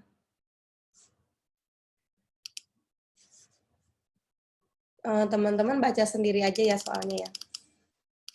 Ini kita nggak tahu nih, tipe dia itu tipe apa nih? Apakah, ada nggak nih di soal sini? Nggak ada kan ya? Apakah dia operating list, ataukah dia finance list gitu. Terus udah gitu finance list-nya yang mana? Yang direct atau yang sales type? Ya. Terus sales type-nya yang mana? Yang pakai guaranteed value atau yang unguaranteed gitu. Jadi ada beberapa percabangan yang harus kita cek di sini ya. Sesuai gambar ini, operating atau finance, finance-nya yang mana, direct atau sales type-nya yang mana, yang guaranteed atau yang unguaranteed gitu. Nah, kita lihat kasusnya seperti apa. Ini ceritanya si Fulco sewa truk ya, di mana nih namanya, di Transporti. Nah, jangka waktu perjanjiannya berapa? Di sini tuh dibilangnya dia sewa 4 truk nih. 4 truk kita lihat nih, ya. Di sini total nilai wajarnya, kemudian biaya asetnya ini 1 truk atau 4 truk gitu kan. Teman-teman bisa beda-beda nih jawabannya nih. Mungkin ada yang asumsinya ini 1 truk nih. Ya, 450, tapi ada yang ngelihat kata-kata total misalnya, ada kata-kata total Bu gitu. Total nilai wajar berarti ini 4 truk. Hal-hal kayak gini bukan masalah ya, asal teman-teman tuliskan harga sekian adalah harga 1 truk atau 4 truk gitu. Ya. Kalau di sini kita notice sama kata-kata total sehingga harga sekian adalah harga untuk 4 truk. Ya. Nah, dia menyewa tanggal 1 Januari, terus diketahui beberapa hal nih. Ya, ada biaya administrasi usaha 3% dari pendapatan. Biaya administrasi usahanya punya siapa nih? Punya si lesor ya. Terus ada pajak badan juga. Pajak badan buat apa sih? Kita masih belum tahu nih. Kenapa tiba-tiba dia nyebutin pajak badan gitu. Ya. Kita tulis aja dulu yang bisa kita tahu ya. Jangka waktu perjanjian aku lihat di sini ya. Teman-teman juga lihat PDF-nya masing-masing ya. Mana lagi? Jangka waktu perjanjian dia 5 tahun, tidak dapat dibatalkan ya. Kemudian nilai wajar asetnya ini asumsinya 450 tuh 4 truk ya. Nah, kemudian cost-nya 300. Dia bilang 350 ya? Cost-nya 350 juta. Terus usia ekonomis truk ada nggak di sini? Usia ekonomis nggak ada ya, kita hapus dulu. Apalagi nih yang diketahui? Tadi biar nggak ketinggalan informasinya, kita tulis dulu ya, biaya administrasi. Nah, biaya administrasi itu masuk mana dari 4 ini? Apa dia masuk eksekutori, prepayment, insentif, atau initial? Ya, eksekutori itu terkait sama asetnya, ya teman-teman, terkait sama asetnya. Dia melekat ke asetnya. Pemeliharaan aset, kebersihan aset, pajaknya aset, gitu ya. Kalau sewa rumah misalnya itu pajaknya pajak properti gitu. Dia melekat ke asetnya. Sementara di sini dibilangnya biaya administrasi usaha. Bukan nih gitu. Bukan executory cost nih, dia nggak melekat ke aset. Prepayment, apakah ini uang muka? Bukan kan, ini biayanya si lesor kan? Biaya si lesor. Sementara prepayment ini uang muka yang dikeluarkan oleh si lesi. Insentif, apakah ini biaya lesor untuk istilahnya meluluskan kontraknya gitu? Apakah ini dikasih dari si lesor ke si lesi untuk meluluskan kontraknya? Bukan, berarti ini bukan insentif. Initial direct cost, apakah biaya ini dikeluarkan sekali di awal? Kalau misalnya tidak dikeluarkan, apakah kontrak yang nggak bisa jalan? Ternyata iya ya, biaya administrasi ini nih dikeluarkan di awal ya, di awal kontrak. Karena dia pakai persentase dari pendapatan. Pendapatannya berapa gitu kan? Pakai persentase dari pendapatan. Jadi dia dia melekat ke pendapatan. Ketika dia mencatat pendapatan, maka ada biayanya di situ. Kalau biaya itu nggak dikeluarkan, nggak bisa jalan tuh kontraknya. Berarti dia masuk ke initial direct cost. Perlakuannya sama seperti initial direct cost ya. Tapi kita nyebutnya bisa macam-macam. Kalau di sini dia namanya biaya administrasi usaha, kita tulis aja administration expense gitu misalnya ya. Expense. 15%, 3%. 3% dari penjualan. Ya. Gitu. Dikeluarkan oleh lesor ya. Terus ada apa lagi? Pajak badan, biar nggak ketinggalan, biar nggak hilang nih infonya nih, kita masukin aja. PPh badan ya, itu 25%. Oke, terus apalagi usia manfaat, usia manfaat 5 tahun, berarti usia ekonomisnya 5 tahun. Total residunya 70 juta, digaransi nggak? PT Transporti meminta agar nilai residu digaransi, berarti digaransi ya, berarti dia garanted. Oke, garanted, 70 juta. Terus tingkat bunganya, incrementalnya 6%, 6%, terus apalagi nih? UD Fulco mengestimasi nilai residunya 55 juta. Dia menggaransi 70 juta, tapi ternyata perkiraan dia nilai residunya cuma 55 juta. Expected residual value-nya 55 juta. Bu, itu 5%, Bu. Bunga implicitnya 5%. Oh, 5% ya? Ada yang 5%. Oh iya, benar, 5%. Aku ketinggalan. Makasih ya. Incrementalnya 6% ya? Incremental 6%. Benar, Bu. Oke, terus dia minta angka faktornya 4 angka di belakang koma, $1 setara 14.000. Nah, kenapa nih? Kenapa kita disuruh notice sama ini? $1 14.000. Ya. $1 14.000. Kenapa kita notice ini $1 14.000? Ada yang tahu nggak? Kenapa kira-kira? Karena untuk mengetahui kriteria sewa bagi lesi. Betul, untuk mengetahui kriteria sewanya ya, kriteria sewa untuk si lesi, betul. Oke, terus yang ditanya, pertama, hitung angsuran sewa menggunakan kertas kerja PT Transporti. Berarti kita suruh cari angsurannya, annual payment-nya dari sisi si lesor, ya. Nah, Untuk menghitung annual payment, kita cari nilai wajarnya ya. Ini karena aku tadi kopas, jadi langsung masuk nih angkanya.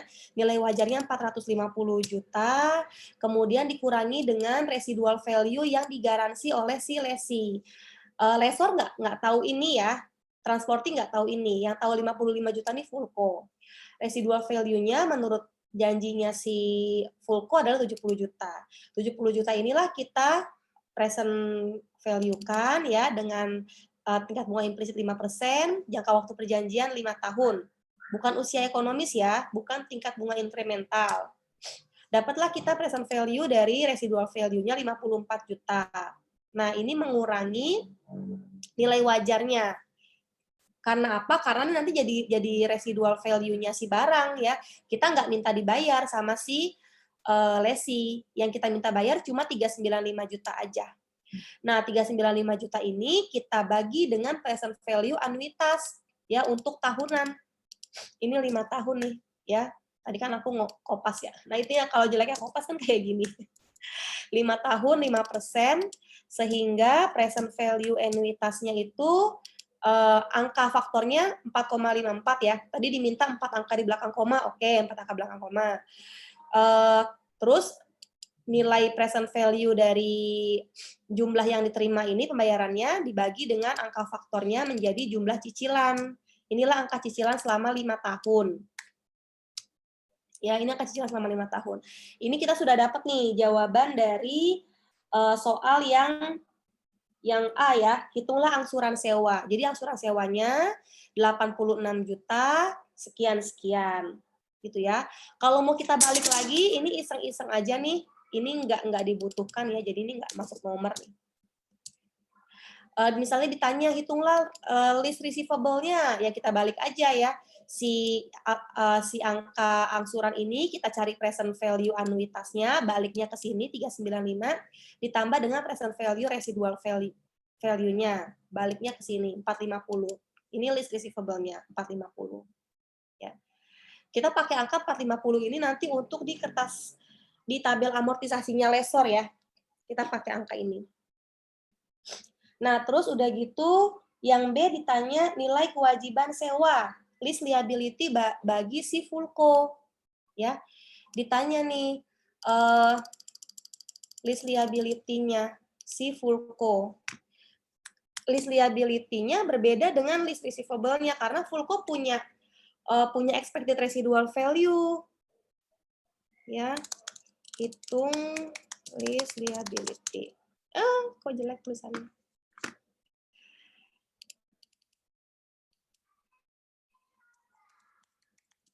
List liability ya. Nah, ini kita menghitung list liability-nya si Fulco. Gimana ngitungnya? Kita ngitung dari cicilannya ya. Pertama, kita tulis dulu cicilannya, payment-nya. Cicilannya itu kan setahunnya sekian ya, 86 sekian-sekian ya. Terus cicilannya ini kita cari present value anuitasnya. Kita cari present value anuitasnya seperti ini dengan menggunakan angka faktor dari anuitas ya, dengan menggunakan angka faktor dari anuitas ini. Ya, kita cari present value anuitasnya. Ini angkanya langsung aja aku copy dari sini.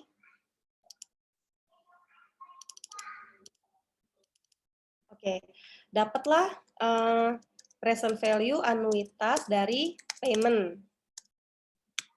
Ya, dikali ya, ini kali ini. Jadi ini ibaratnya kita tuh kayak mau ngebalikin gitu, teman-teman, kayak mau ngebalikin ke sini, list receivable. Tapi bedanya di sini, di residual value-nya. Kalau kita balikin ke list receivable kan pakai residual value 70 juta ya. Kalau ini enggak. Kalau ini kita pakai selisihnya. Probable residual value-nya. Tulisannya jelek, biarin aja ya. Residual value-nya. Nah, awalnya kita menjanjikan akan bersisa nilai barang itu 70 juta, tapi ternyata perkiraan kita berubah nih, kata si Fulco. Sisa barangnya cuma 15 juta nih. Wah, kita masih harus bayar lagi nanti di akhir. Sisa barangnya cuma 55 juta, sisa nilai residunya. wah kita harus bayar lagi di akhir nih, gitu. Harus bayar di akhir sebesar 15 juta. Bayar ganti ruginya kan, karena kita udah terlanjur janji 70 juta. Iya, Bu. Nah, ini kita present value-kan. Kita present value-kan dengan angka yang single, karena ini bukan cicilan ya. Kita present value-kan dengan angka yang single.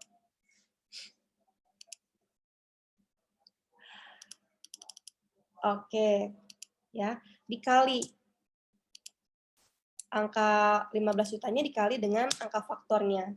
Dapatlah kita present value dari residual value-nya 11 juta sekian. Nah, sehingga list liability dari si Fulco adalah 395 ditambah dengan 11 juta. Ya. Jadi 406, bukan 450. Ya, ini perbedaannya.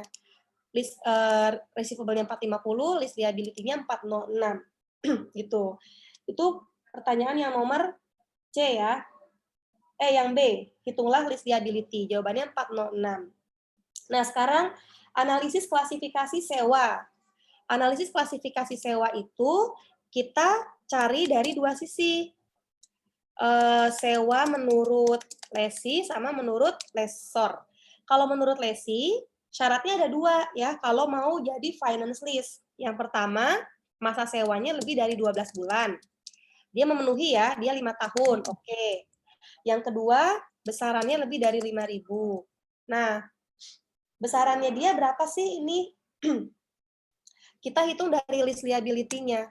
List liability-nya si Fulco 406 juta, ini rupiah, kita bagi dengan 14.000. betul 14.000 ya, kurs dolar. Karena 5.000-nya itu 5.000 dolar. Wah, ternyata dia di atas 5.000, sehingga iya juga jawabannya. Menurut lesi dia berarti finance lease gitu ya. Nah, sekarang menurut lessor gimana? Nih, menurut lessor gimana?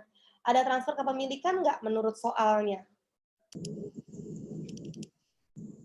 Enggak ya, nggak ada kata-kata transfer kepemilikan. Terus ada BPO tidak di sini? Adakah opsi untuk membeli, nanti membeli di harga sekian gitu? Ada nggak kata-kata itu? Nggak ada ya? Nggak ada juga. Gitu. Nah, terus masa manfaatnya gimana? Masa sewa dibanding masa manfaatnya? Masa sewanya 5 tahun. Ya, masa manfaatnya 5 tahun juga, betul, 100%. Lebih dari 75%, berarti ya. Terus PV list payment-nya dibandingkan dengan nilai wajar asetnya gimana? Ya, present value list payment-nya itu yang ini ya. Nih, 395 ini. Present value list payment dibandingkan dengan nilai wajar aset. 87,81 ya. Berarti tidak ya? Tidak memenuhi ya? Sebentar. Bukan, Deng. Bukan yang itu. Jadi,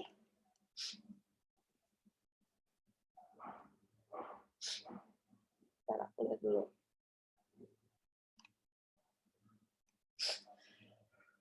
87,81% berarti tidak ya. Benar, 395 ini present payment-nya, present value payment-nya dibandingkan dengan nilai wajarnya 87,81, berarti dia tidak lebih dari 95%. Terus ada nggak alternatif penggunaan lain oleh lessor? Ya, tidak ada ya, tidak ada alternatif penggunaan lain ya, berarti dia ini dihapus. Oke. Ada nggak penggunaan alternatif lain oleh lessor di soalnya? Kalau ngelihat dari sewanya, dia kan masa manfaat asetnya kan 5 tahun. Kemudian sewanya 5 tahun, berarti udah nggak bisa lagi tuh dipakai buat apa-apa sama lessor ya. Terus truknya juga disewain semua kan ke si lesi. Berarti ini iya, tidak ada alternatif penggunaan lain oleh lessor. Ya, ini iya. Nah, kalau kita ngelihat dari tabel ini, ya,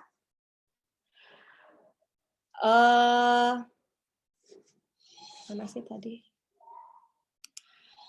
Adakah transfer kepemilikan? Tidak, iya, tidak, iya. Tidak, iya, tidak, iya. Berarti masuknya ke finance list ya. Tidak, iya, tidak, iya. Oke, masuknya ke finance list. Jadi ini menurut si lesor adalah finance list juga, sama. Itu jawaban dari yang nomor C. Ya. Nah, sekarang kita diminta buat tabelnya. Ini kita cek dulu nih, nanti berguna buat pakai jurnal nih.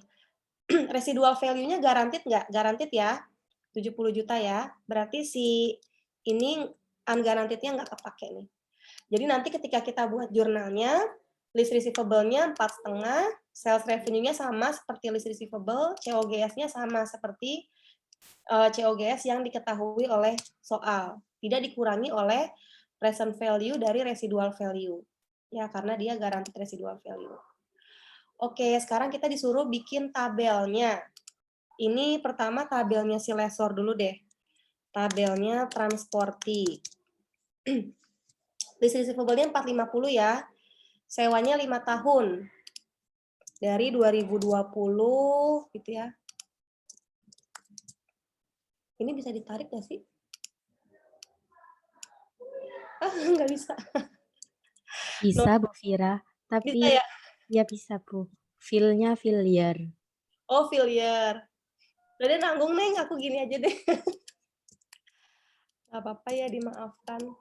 Nah, 5 tahun ya, berarti ini nggak ada nih. Oke ya. Terus menurut si lesor, di akhir tahun, di akhir masa kontrak, si lesi harus bayar ini ya, ada sisa residual value 70 juta ya. Jadi seperti ini tabel amortisasi, schedule amortisasi dari lesor. Gitu. Ya, cukup jelas ya tabel amortisasi lesornya. Terus sekalian aja deh kita bikin jurnalnya. Karena ini finance list, jadi ketika tanda tangan kontrak dia mencatat COGS dan sales revenue. List receivable-nya 4,5 ya. COGS-nya 3,5. Yang ngambil dari tabel yang tadi di bawah ini ya. 3,5 gitu. Terus inventory-nya 3,5 sama seperti COGS. Sales revenue sama seperti list receivable 4,5. Oke. Nah, kemudian di setiap tahunnya ada berapa kali jurnal? Ada 2 ya, ada 2 kali jurnal ya. Yang pertama jurnal untuk mencatat penerimaan pembayaran, ya, cash pada list receivable sesuai jumlah pembayaran tahunannya. Kemudian di akhir tahun ada penyesuaian piutang bunga. Dia mencatat bunga yang sudah menjadi haknya dia. Nah, tapi ingat lagi di sini ada tadi yang kita ketahui nih, administration expense, PPh badan ya. Tadi nih hal-hal yang kita ketahui nih tambahan. Nah, administration expense ini jadi bebannya si lesor ketika dia mencatat revenue. Ya, ini administration expense. Administration expense. Besarnya berapa? 3% dari ini ya, dari revenue ya. Dia bilang 3% dari revenue. Nah, berarti dia mencatat beban administrasi 13,5 juta pada cash. Gitu ya. Nah, kemudian di tahun kedua dia catat lagi pembayaran dan catat lagi piutang bunga yang sudah menjadi haknya di akhir tahun ya.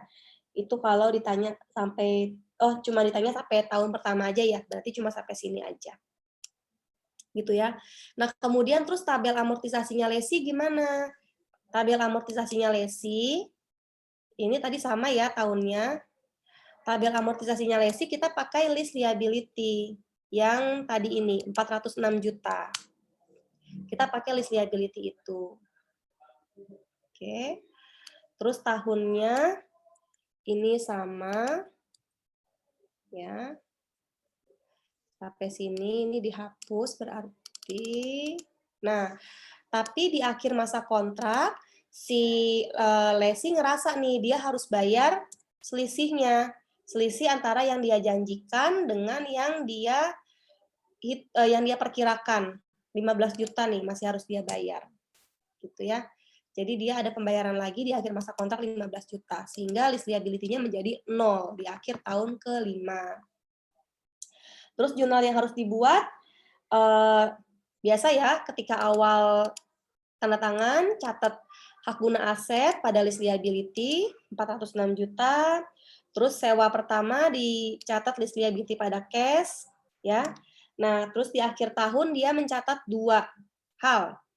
Yang pertama beban bunganya dia yang harus dibayar esoknya ya. Terus catat juga depreciation expense karena dia pegang si aset itu. Jadi dia mendepresiasi asetnya. Sebesar list liability dibagi dengan masa kontraknya 5 tahun. Gitu ya, itu jurnal yang harus dibuat oleh si lesi. Jadi setahun tuh 3 jurnal. Ini, 3 jurnal ini. Ini tahun kedua kalau ditanya. Udah gitu doang. Nah, terus itu kan sudah ya ditanya apa tadi? Tabelnya, jurnalnya, dan yang terakhir adalah laporan laba rugi ya. Laba rugi PT Transporti. Nah, teman-teman kalau ngerjain soal, lihat lagi nih, apa nih informasi yang tadi belum kepake. Administration expense sudah kepake, ini udah kepake, PPh badan belum kepake. Oh, PPh badan buat ini nih, buat laporan laba rugi gitu ya. Bisa ketahuan di sini. Nah, teman-teman bikin laporan laba ruginya, biasa aja, boleh ke bawah, boleh ke bawah sih, ya pasti ke bawah ya. Laporan laba rugi for year ended, ya biasa ya, for year ended 31 Desember gitu ya. Ended. Nah, di sini teman-teman catat pertama pendapatannya ya, sales. Salesnya berapa nih? Salesnya, sales revenue 450 ya. Sales dikurangi COGS pasti ya. Sales dikurangi COGS-nya 350. Berapa tuh jadi? Menghasilkan gross profit ya. Menghasilkan gross profit 100. Dikurangi apa? Dikurangi apa atau ditambah apa lagi nih? Yang teman-teman lihat dari sini. Cari-cari expense dulu. Expense. Ini ya administration expense ya. Iya, Bu. Expense ya. Sama dengan minus ini. Oke. Apalagi ada expense lagi enggak? Enggak ada lagi ya. Berarti ini jadi operating income. Operating income-nya Transporti. Ini income yang didapat dari kegiatan operasi. Terus di luar kegiatan operasi ada lagi nggak revenue lain? Ini ya, ada interest revenue. Ya, betul. Ada interest revenue. Ini tahun pertama ya, jadi hanya yang ini aja. Yang 2020 diabaikan dulu. Ini 2021 nih harusnya, belum diganti tahunnya. Tambah interest revenue. Berapa interest revenue-nya? Sekian. Nggak muncul. Sekian. Ya, ini menghasilkan income from continuing operation ya, income from continuing operation. Jadi total income-nya itu ada 104. Dapat deh ini income-nya. Tapi ingat teman-teman tadi diketahui pajak nih, berarti dia mau dapat net income nih berarti. Kita kurangi sama income tax ya. Income tax-nya minus 25% dikali ini, income continuing operation. Jadi income tax-nya segitu. Sehingga net income akhirnya adalah segini. 78.490. Gitu deh. Selesai deh udah berarti. Udah sampai laporan laba rugi PT Transporti tahun pertama ya. Asumsi hanya dari transaksi sewa menyewa dengan UD Fulco. Mungkin nanti ketika lagi ujian ada pengembangan. Nggak ada kata-kata itu tuh, nggak ada kata-kata asumsi hanya dari transaksi sewa menyewa dengan UD Fulco. Nggak ada kata-kata gitu. Jadi asumsinya itu dari transaksi dengan semua perusahaan gitu ya. Nah, teman-teman cari aja di soalnya berapa operating income dia dari perusahaan yang lain, atau adakah revenue-revenue lain di luar interest revenue gitu. Nah, itu nanti harus ditambahkan atau dikurangkan dari sini. Kalau ada expense lain di luar transaksi dengan Fulco, itu mengurangi gross profit ya. Kalau ada income lain di luar operating income dengan Fulco, itu nanti nambah operating income total ya. Kalau ada revenue lain di luar interest revenue dengan Fulco, itu menambah income from continuing operation. Ya, jadi pokoknya teliti aja baca soal. Itu. Kalau misalnya nanti nggak ada income tax, teman-teman ingat kan, oh kemarin di contoh soal tuh kita harus ngurangin tax-nya tuh biar dapat net income. Tambahin aja, nggak apa-apa. Jadi kita pakai asumsi income tax-nya 25% gitu. Gitu ya.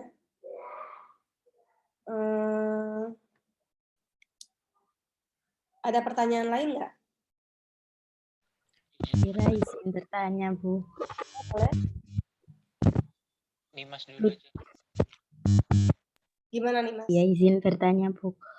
Saya masih bingung. Kalau executory cost bagi lessor itu berarti nggak ada pengaruhnya gitu, Bu? Oh, Sama, Bu. Bingung. Oh, bingung. Executory cost bagi lessor itu ada pengaruhnya apa enggak gitu ya. Nah, jadi gini, untuk executory cost itu sebenarnya ada berbagai ini ya.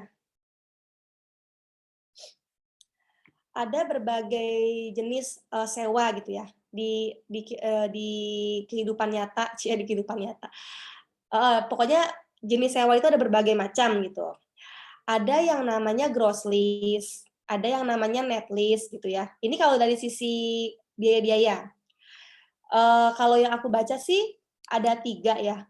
Kalau dari sisi biaya-biaya, ada gross lease, ada net lease, ada modification kalau nggak salah namanya. Modification lease gitu. Nah, biaya-biaya itu kan bersifat manusiawi ya. Semua tuh bisa diomongin, semua itu bisa didiskusikan. Jadi, kesepakatan antara lessor dengan lessee itu tidak mungkin sama antara satu perjanjian dengan perjanjian yang lain. Tidak mungkin sama, pasti berbeda. Pasti antara lessor dengan lessee setiap mau tanda tangan perjanjian sewa, itu ada diskusi, kan ada tawar-menawar gitu kan. Nah, maka setiap kontrak sewa itu unik. Jadi, ketika teman-teman menentukan apakah ini gross lease, net lease, atau modification, itu lihat kontrak sewa masing-masing. Karena setiap kontrak sewa itu unik. Setiap kontrak sewa itu pasti menyebutkan siapa yang menanggung beban-beban normal terkait aset. Ya, jadi executory cost itu adalah beban yang melekat ke asetnya, beban terkait asetnya. Ya, sehingga executory cost itu terdiri dari beban asuransi, pemeliharaan, dan pajak. Itu yang paling umum, karena yang melekat ke aset itu ya. Asuransi, pemeliharaan, dan pajak itu melekat ke aset. Nah, di sewa itu, di setiap kontrak sewa itu masing-masing men-state gitu. Beban ini siapa yang nanggung? Apakah ditanggung oleh si lessee atau ditanggung oleh si lessor? Gitu. Kalau memang ditanggung oleh si lessee, berarti yang mencatatnya lessee, yang mencatat expense-nya. Mana sih di sini expense? Kok di sini nggak ada expense-nya ya? Ya, pokoknya yang mencatat expense-nya itu lessee. Oh, ini gabung sama ini. Oke, kalau kontrak sewanya itu bilang yang menanggungnya si lessor, berarti yang mencatatnya itu lessor, gitu ya. Cuma gini, logikanya kalau ada orang sewa, ya, kalau ada orang sewa itu kan biasanya kan yang nanggung biaya pemeliharaan kan yang nyewa ya. Biasanya yang nanggung biaya pemeliharaan kan yang sewa. Jadi seringkali beban itu tuh ada di lessee, ada di orang yang menyewa. gitu ya. Contohnya di kasus apa ya yang ada executory cost-nya? Ini contohnya dari buku dari PPT ya. Kalau dari PPT kata-katanya gimana nih? Coba kita lihat ya. Ini yang executory cost. Ini dari PPT-nya Bu Tari. Dia ngomongnya gimana nih? Terdapat executory cost sebesar 2.000 per tahun. Dia di sini nggak bilang ya kalau yang menanggung cost-nya ini siapa, apakah lesi atau lesor. Ya, di sini nggak dikatakan seperti itu ya. Oke, di sini nggak dikatakan seperti itu. Karena memang pada umumnya kalau orang nyewa, itu yang nanggung biaya-biaya pemeliharaannya adalah yang menyewakan, yang menyewa, ya. Masa sih yang make yang make si PT IFA, yang make mesinnya, yang make traktornya PT IFA, yang ngejalanin dia, yang jorok dia, atau yang bersih dia, atau yang makainya kasar dia, yang makainya lama nggak berhenti-berhenti dia. Masa yang harus menanggung perbaikannya, pemeliharaannya itu kita gitu kan. Karena kan perbaikan pemeliharaan itu kan tergantung pemakaian kan. Gitu. Jadi biasanya yang menanggung itu si lesi.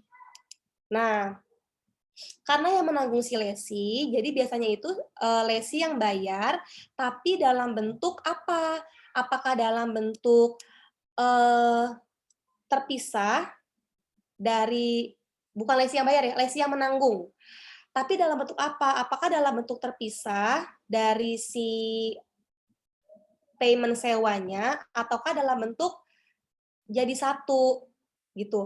Kalau dalam bentuk terpisah, ya, kalau dalam bentuk terpisah itu namanya net lease. Net lease. Karena kenapa disebut net? Kenapa disebut bersih? Karena buat si lesor, di sisi lesornya itu dia bersih, dia nggak bayar apa-apa. Dia terima pembayaran sewa full, payment-nya full ya. Ini nih 20.711 full.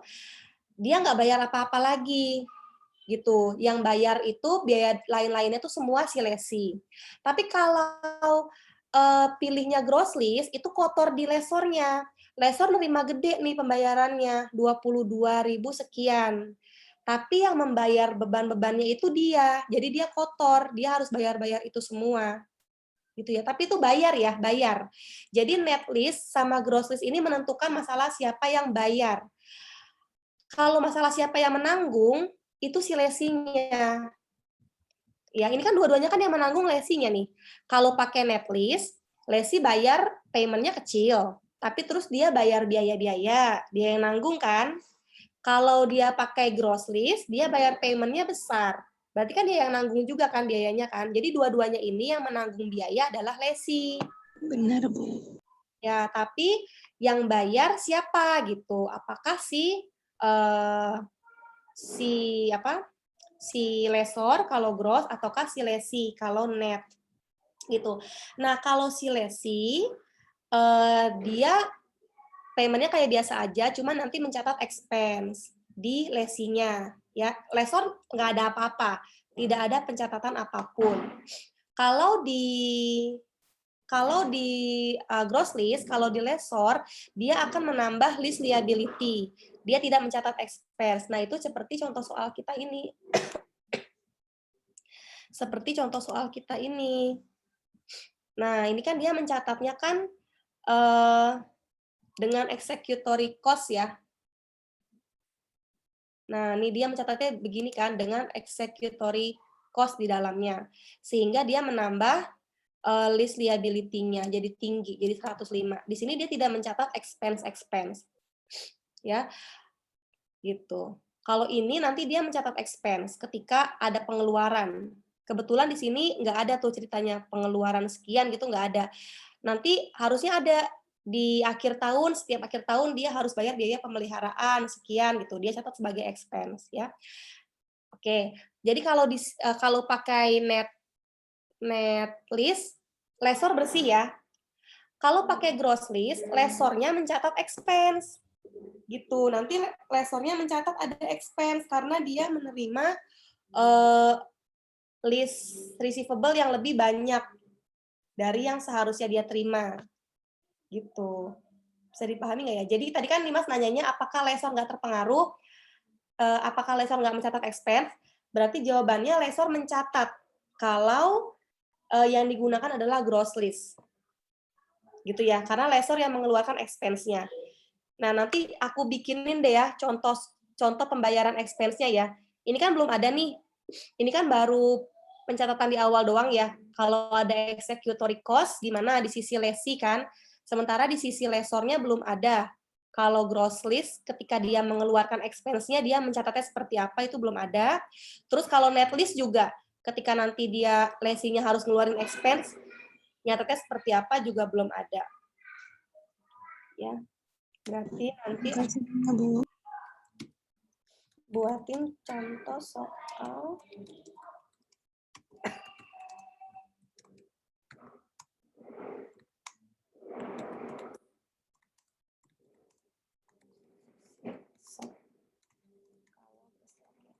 ada lagi nggak yang mau nanya? Tadi kayaknya ada. Izin konfirmasi Bu Vira. Ya? Bu, berarti jurnalnya itu expense-nya yang lesor itu mengurangi list receivable ya Bu? Iya, betul. Terima kasih Bu Vira. Sama-sama. Izin mengkonfirmasi Bu. Ya. Ini yang initial direct cost terkait Fulco tadi Bu. Initial direct cost kan merupakan biaya tambahan yang tidak mungkin dibayarkan jika sewa tidak dieksekusi. Nah, tadi kan ada biaya administrasi sebesar 5%. Nah, itu sebenarnya kan ada atau tidak ada sewa tetap ada, tapi di situ dianggap sebagai initial direct cost karena bila nggak ada tambahan pendapatan sebesar itu dari sewa, maka kita tidak membayar biaya administrasi yang 3% itu ya Bu. Oke, yang 3% ya, di Fulco ya. Ini kata-katanya gini ya, biaya administrasi usaha umumnya 3% dari pendapatan, gitu kan.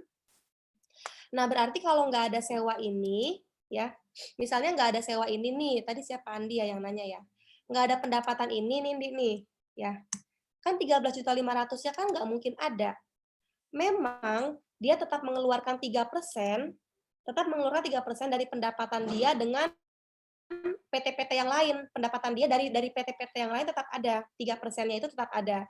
Cuma kan kita ngomongin 13.500.000-nya ini. 13.500.000-nya ini hanya muncul kalau ada pendapatan dari dari PT Fulco. Ya kan? Misalnya dari PT ABC dia dapat sales revenue 100 juta. Berarti dia ngeluarin juga expense-nya berapa tuh 100 juta? 300 berapa ya? 300.000 ya? 300.000 dia ngeluarin expense-nya gitu. Tapi itu kan kontrak yang berbeda ya, berarti dia hanya ngeluarin expense 300.000. Nah, tapi dengan adanya revenue 450 juta dari PT Fulco, dia jadi nambah lagi nih expense-nya, nambah 13,5 juta. Jadi 13.800.000 kan expense-nya dia. Nah, oleh karena itu ini disebut expense ini disebut muncul karena adanya si revenue ini gitu. Jadi memang dia tetap ada 3% dari pendapatan yang lain, tapi 13 jutanya ini muncul hanya dari revenue ini gitu. Sehingga dia disebut initial direct cost dari kontrak ini. Gitu, teman-teman. Ini ya Bu, pokoknya kalau ada pendapatan terus nanti karena pendapatan itu ada expense-nya, maka itu dianggap sebagai initial direct cost ya Bu. Iya, betul. Terima kasih banyak Bu. Sama-sama. Ada satu contoh soal lagi, soal ujian 2018 ya. Nanti aku kasih ke teman-teman sekalian sama jawabannya deh ya, biar nanti bisa baca sendiri ya. Siap Bu. Jadi nanti Excel-nya aku tambahin sama contoh soal tadi, executory cost-nya di sisi lesor kalau gross list, sama di sisi lesi kalau net list seperti apa pengeluaran expense-nya gitu ya. Terus tadi ada beberapa kata yang salah dan nanti ada contoh soal juga tambahan dari UTS tahun 2018 gitu ya. Oke teman-teman, Itu sudah selesai, berarti ada pertanyaan lagi nggak?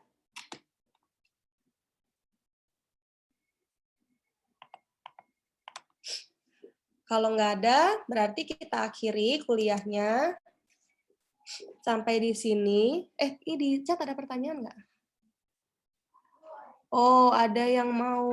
Oh, ada yang nanya ya. Oh ya, aku lupa. Ya Allah, ngasih tahu ada tambahan 2 orang di Zoom. Masih ada nggak Tami sama Rima? Jadi Tami itu pegawai Badan Diklat Keuangan, Kementerian Keuangan juga, baru pulang dari Australia. Baru selesai S2. Nah, beliau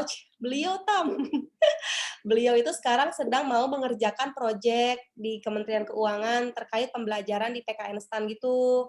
Kayaknya sih gitu deh. Jadi beliau mau lihat gimana sih proses pembelajaran di PKN STAN, terus silabusnya kayak gimana gitu-gitu. Terus dia mau ngelihat ngajar ketika PJJ, proses belajar ketika PJJ ini gimana gitu. Itu Tami. Terus satunya lagi Rima. Rima itu peneliti muda, peneliti muda. Dia tidak terafiliasi dengan Kementerian Keuangan sih, cuma banyak meneliti di bidang akuntansi dan pajak. Jadi mau tahu gimana proses pengajaran di STAN, seperti apa gitu. Aduh, lupa banget aku izin ke teman-teman, sorry ya, lupa izin. Ini untung Andi nanya nih. Ada yang izin mau vaksin, oke. Sorry baru baca.